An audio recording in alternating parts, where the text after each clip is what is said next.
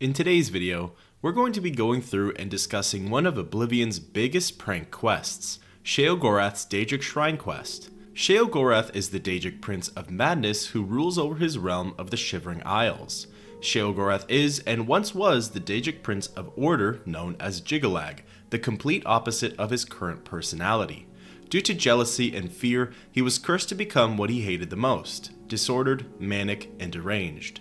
At the end of every era, Jyggalag can retake his original form to sweep and conquer the lands of the Shivering Isles during an event known as the Grey March. However, when the Grey March ends, he's transformed back into Sheogorath and the cycle continues. We begin this quest by finding Sheogorath's shrine, located halfway between Breville and Leyawiin, just off of the road near a way shrine of Stendarr. Approaching the shrine, we see 5 worshippers of the Daedric Prince. However, some of them are missing their clothing, and all of their outfits are mismatched and random. We approach one of the followers and speak with him. Bugs. Bugs everywhere, all over. Wonderful, tasty bugs. No time for you. Talk to Ravel. He doesn't like the bugs. Not even with mead. We're directed to speak with Pharaoh Ravel, the Dark Elf in White. But before we do, we see what the other followers have to say. Have you seen it? Have you seen the light? The bright, shining light? I know it. It waits for you. Speak with Ravel. He knows the way. I used to be a dog. I got better. Not a better dog, though. I'm a terrible dog now. Tomorrow? Who knows? Ravel may know. Talk to him. I wish there were children here. Scrumptious, darling children. I haven't eaten in so long.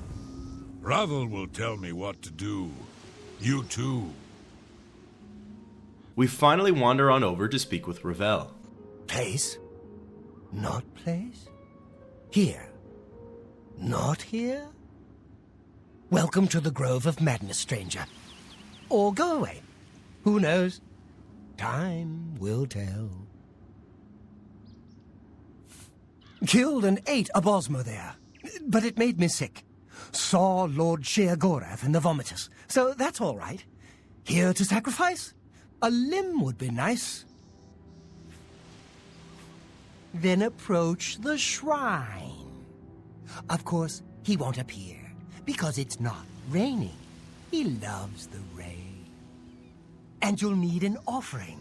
I think a lesser soul gem, a head of lettuce, and some yarn will do the trick. Yes. That's what Sheogorath wants.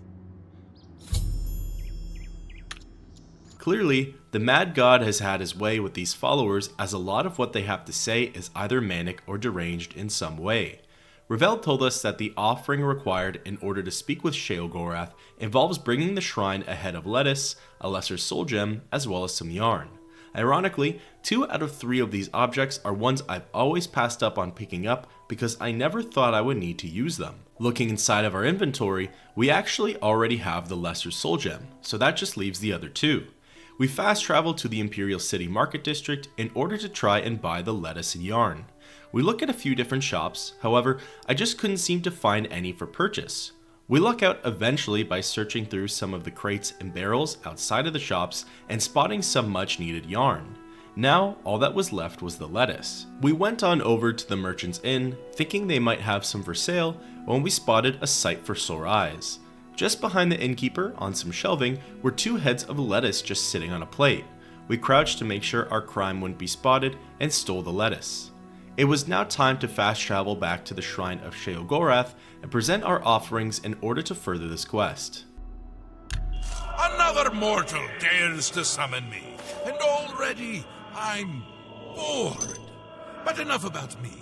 Let's talk about you. I could turn you into a goat, or a puddle, or a bad idea. I could make you eat your own fingers, or fall in love with a cloud. Perhaps I could make you into something useful. Let's find out. There's a little settlement called Waterwatch. It's a nice, peaceful place. And dull. They're going to make their lives interesting. They're a superstitious bunch. Everything is an omen or a portent. Let's make one come true. Find their shaman and ask about the Kashara prophecy. Finally, getting to speak with Uncle Sheo, we're to go to the settlement of Border Watch and learn about the Kashara prophecy in order to use it against its residents. Fortunately for us, Border Watch is a short walk away and we make it there in no time. Border Watch has always been an odd yet important looking settlement to me, and now its in-game purpose makes sense. Border Watch is a relatively larger settlement with about half a dozen structures, a farm, and even multiple levels of homes divided by stairs. According to lore sources, Border Watch was actually built over an alien ruin, and its original form was a massive fort that housed the Ivory Brigade, who were driven out by a mercenary outfit called the Painted Eye in the Second Era. As we can now see, no trace of the fort remains, and the village is all that's left. The compass directs us over to a house on the lowest level. This is the home of a Khajiit named Rabasa, who happens to be the village shaman. Entering inside, we see a female Khajiit whom we speak with. Welcome to our town, friend. The gods are always watching over Border Watch. A stranger who knows about the Kashara prophecy. It is one of our many prophecies. You should speak with Rabasa, our shaman. Rabasa is our shaman. You will find him in his house most of the time. Rabasa is sleeping on the bed just behind us. We wake him up in order to speak with him. Welcome to Border Watch, stranger. You're welcome here. I am Rabasa, shaman of our people. I am Rabasa, shaman of the Khajiit of Border Watch. You know of the Kashara prophecy. How odd. Are you some sort of scholar?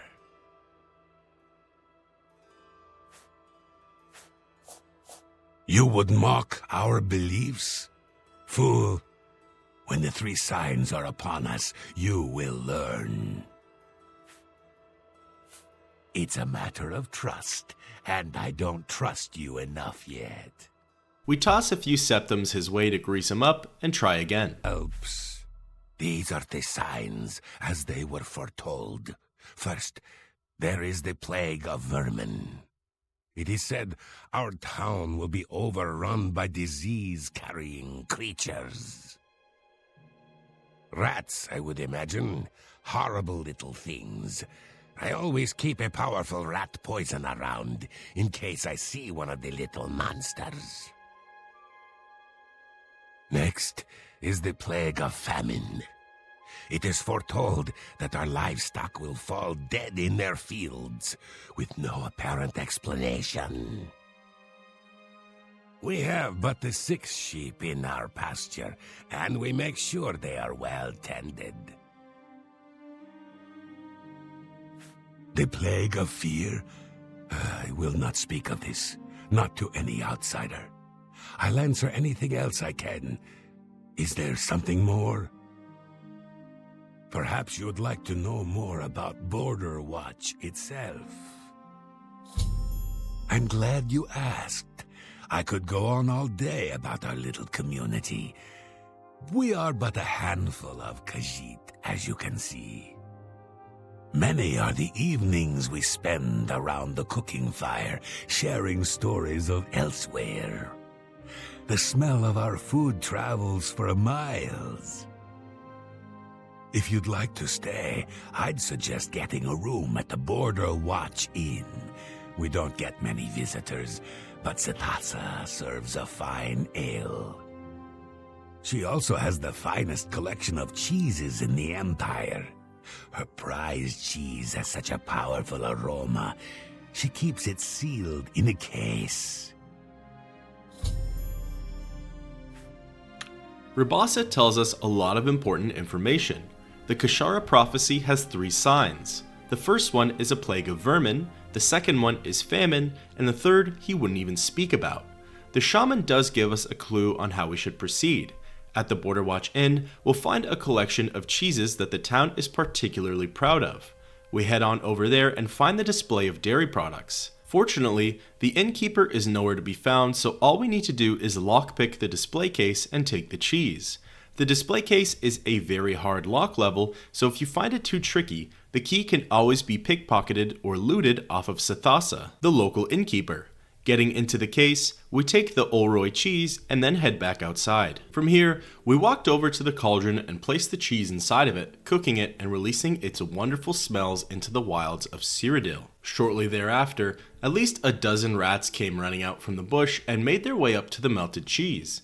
In a panic, Rabasa the shaman comes running outside of his hut and begins to throw down some rat poison. Or at least, that's what he should have been doing. See, we actually encountered one of the few quest-ending bugs where Rabasa sort of glitches out and doesn't drop any rat poison at all. It's here we're supposed to reload a very recent save to where his whole part can be repeated, except in my confusion, I already saved past the point of no return. So from here, we swap over to another character, do everything all over again, granted it wasn't much work, and this time we actually see Rabasa place the poison down.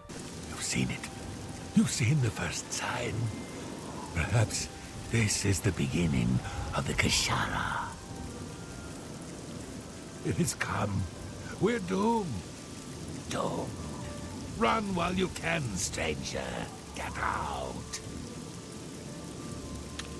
We now go over to the poison and pick it up, successfully being able to move on to the next portion of this quest. Located at the top level of Border Watch is a pen filled with all of their livestock. In the center of it is their feeding trough. Using the poison that we secured, we actually interact with it in order to contaminate their food. Pretty soon, the sheep make their way over and begin grazing. After a little bit of time goes by, a green light swirls around them, and in unison, all of the sheep keel over and die. You've done well, mortal. I'm amused, I think. Head into the center of Border Watch and make sure to duck. We're now ready to enact the final part of the Kashara prophecy. We head into the center of Border Watch and watch helplessly as the third sign of fear occurs.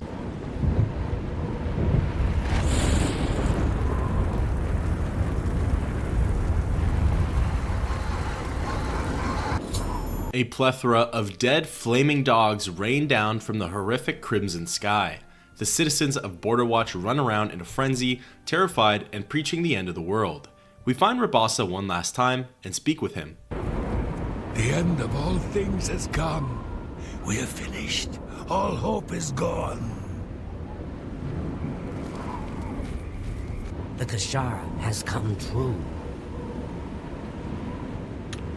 Interestingly, even though this prophecy was meant to make the people of Border Watch flee for their lives, none of them actually leave the confines of Border Watch after it's fulfilled. On a separate note, our actions end up making the local papers with a special edition of the Black Horse Courier being released. It's titled Reign of Burning Dogs, and it reads, "The quiet life of the idyllic Border Watch community was shattered recently by a meteorological phenomenon local experts are unable to explain. On an otherwise normal day, the skies above the small village suddenly darkened and burning dogs rained down from the heavens. The carnage was terrible, according to witnesses. Charred dog carcasses littered the village, and the smell alone was enough to drive many residents into their homes." When asked about the event, local mage and weather expert Castus Philidus had this to say: "There seems to be no precedent for this in all of Tamrielic history.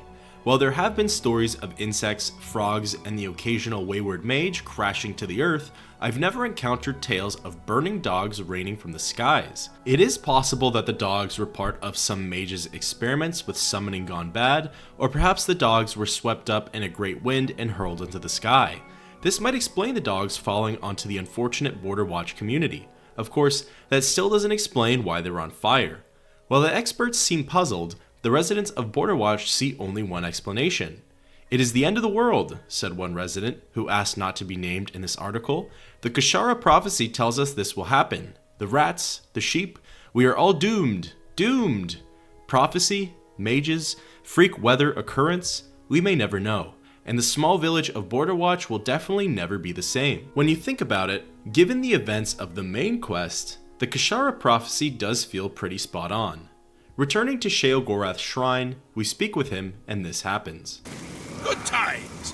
Good times! I hope you had as much fun as I did. Here, take this. It's a fun little toy. Now go away. If before I kill you. We're rewarded with the Daedric artifact known as the Wabbajack.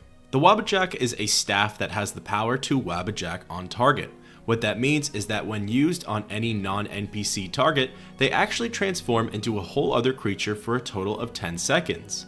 These other creatures could be in the form of a Daedroth, deer, goblin skirmisher, ogre, rat, sheep, skeleton champion, or troll. This new creature might have more health and deal more damage than the original one you Wabbajacked, or it could have the opposite, making it an easy kill.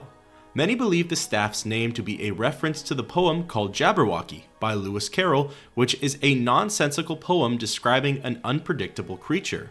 With the Kashara prophecy unfolded and the Khajiit of Borderwatch terrified and living in fear for the rest of their days, thus ends one of Oblivion's biggest prank quests. Until next time, keep on adventuring.